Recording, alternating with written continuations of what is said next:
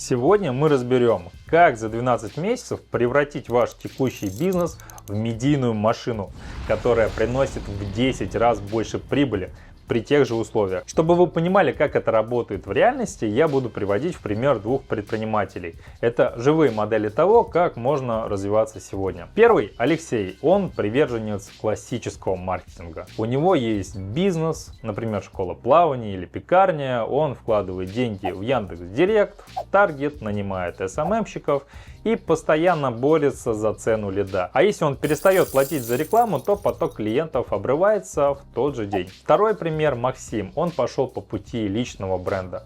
У него такой же бизнес, но тратит он 0 рублей на прямую рекламу. Максим строит медийный капитал. Его клиенты приходят не потому, что увидели баннер, а потому что знают Максима, доверяют его подходу и хотят купить именно у него. Алексей тратит на привлечение клиента 30% от чека, Максим тратит 0. И за год эта разница превращается в миллионы чистой прибыли. В этом видео я дам вам пошаговую инструкцию, как пройти путь от невидимки Алексея до медийного Максима. Мы разберем 4 уровня контента, которые создадут очередь на ваш бизнес. И первый и самый важный этап — это создание длинного горизонтального контента на YouTube. Алексей делает ошибку, он выкладывает в соцсети только акции и скидки.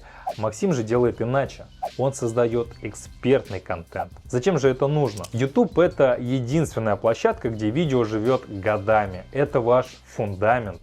И здесь вы формируете самую преданную и взрослую аудиторию, которая будет смотреть вас по 15, 20, 30 минут. И ваша задача записывать одно глубокое видео в неделю. Не снимайте просто красивую картинку, отвечайте на вопросы, которые ваши клиенты задают вам каждый день. Например, если у вас школа плавания, снимите ролик, как выбрать тренера, который не напугает ребенка. Если у вас барбершоп, как подобрать стрижку по форме лица. Будьте как Максим, который тратит время на сценарий, потому что знает, что одно качественное видео на YouTube — это менеджер по маркетингу, который работает на него бесплатно 24 часа в год. Для этого этапа вам понадобится два простых инструмента. Первый — блокнот. Он нужен для ведения базы знаний и сценариев. Не пытайтесь держать все в голове, записывайте каждую идею, которая пришла от клиента, в общую таблицу. Так у вас всегда будет план съемок на 3 месяца вперед. Второе — качественный микрофон, либо петличка.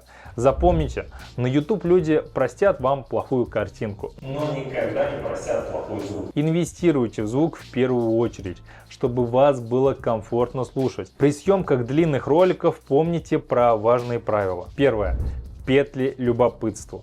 В самом начале обозначьте проблему, а решение разделите на части. И в каждой части давайте микрорезультат, но говорите, что самый важный инструмент, который связывает все это воедино, я покажу в конце. Визуальный темп. Не оставляйте говорящую голову дольше, чем на 15-20 секунд. Сменяйте ракурс. Добавляйте скриншоты, графику или просто наезды, отъезды камеры. Стабильность. Не делайте длинных перерывов. Между роликами заведите правила. Каждая неделя новый ролик.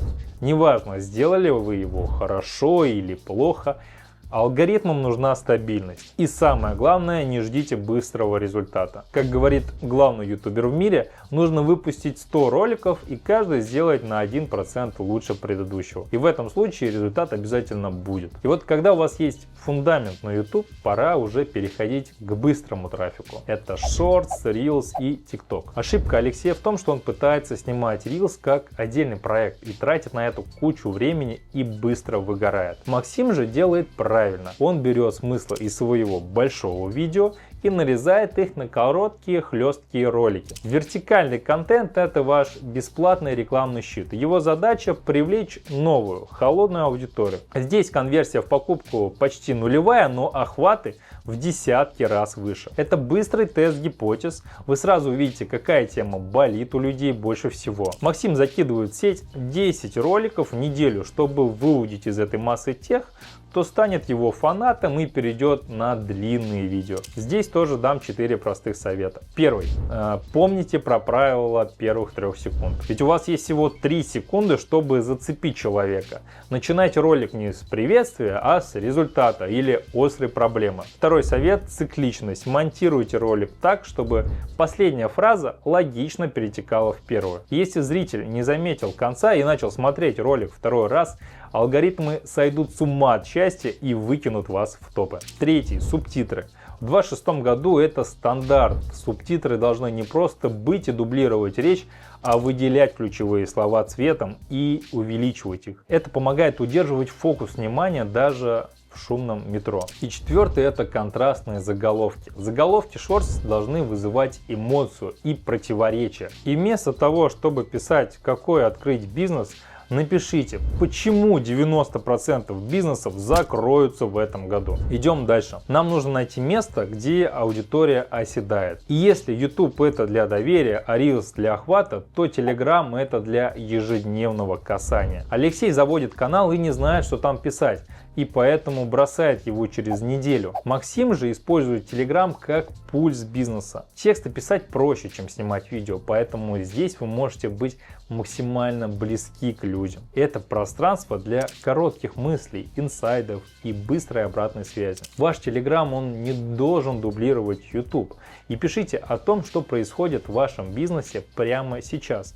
Например, если у вас пекарня, напишите пост о том, как выбирали муку и почему это важно для вкуса. Это создает сопричастность, и люди покупают у тех, чью историю они знают. С Телеграмом тоже есть несколько полезных советов. Формат постов. Люди не читают длинные простыни текста. Используйте жирный шрифт для тезисов, списки и короткие абзацы. Не более 3-4 строк. Пост должен читаться за 15 секунд по диагонали. Личный формат. Алексей пишет сухие отчеты, а Максим записывает кружочек прямо из машины. Например, ребята, привет, сейчас был на планерке, решил вот такой вопрос, делюсь таким-то инсайтом. Это создает эффект присутствия и доверия. Интерактив. Опросы, реакции и комментарии – это уже не просто развлечение. Это способ понять, какой ролик снимать следующим. Максим спрашивает аудиторию, о чем рассказать, о найме или о налогах, и получает готовое ТЗ для YouTube. Эксклюзивность. Давайте в Telegram то, чего нет на YouTube. Например, таблицу с расчетами из ролика или закадровые фейлы. Надо, наверное, перезаписать еще разок.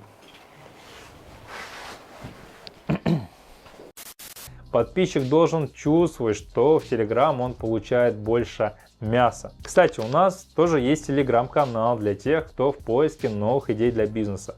Подписывайтесь на него, ссылка будет в описании. Четвертый этап – это ваш продукт. Допустим, у вас уже есть барбершоп, школа или производство. И тут главная ошибка Алексея в том, что он пытается продать услугу сразу в лоб человеку, который его еще не знает. Но Максим делает иначе.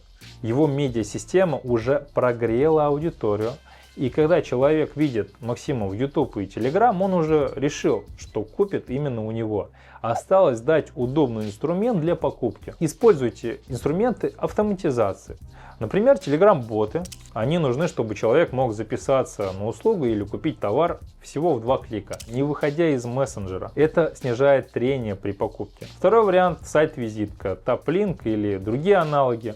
Соберите все ваши соцсети и продукты в одну простую ссылку в шапке профиля. Суть личного бренда в том, что вы больше не зависите от алгоритмов рекламных кабинетов. Если завтра закроют одну соцсеть, у вас останется лояльная база в другой. Вы не просто предприниматель, вы владелец медиа, которая питает ваш основной бизнес. И вот через 12 месяцев Максим становится лидером рынка, к нему приходят лучшие сотрудники, лучшие партнеры, самые платежеспособные клиенты. А Алексей же продолжает бороться за выживание, потому что его бизнес это просто функция, а бизнес Максима это история. Трудитесь, пробуйте разные форматы, и через год-два вы не узнаете свои финансовые отчеты. Но помните одну важную вещь: личный бренд это мощный фасад. это то, что привлекает людей. Но если за этим фасадом нет четкой структуры, если ваша школа плавания или пекарня не просчитана математически, вы просто масштабируете хаос. И чтобы ваши охваты превратились в системную, предсказуемую прибыль, вам нужен фундамент. Поэтому прямо сейчас я рекомендую посмотреть наш ролик «Как написать бизнес-план». Там мы перейдем от медийности к цифрам, процессам и реальной устойчивости вашего дела. Кликайте на видео, которое появилось на экране. Увидимся в следующем выпуске. Всем пока!